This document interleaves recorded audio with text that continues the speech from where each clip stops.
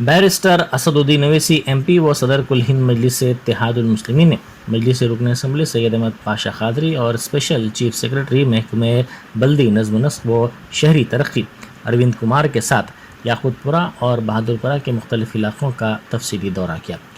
انہوں نے یاقوت پورہ ریلوے اسٹیشن کے علاقوں کا معائنہ کیا، جہاں انہوں نے سڑکوں کی توسیع اور نالوں کی توسیع کے کاموں کی پیش رفت کا جائزہ لیا۔ ساتھ ہی انہوں نے عہدیداروں کو ہدایت دی کہ وہ ان کاموں کی جلد سے جلد پیش رفت کریں اور ان کو کامیاب بنائیں۔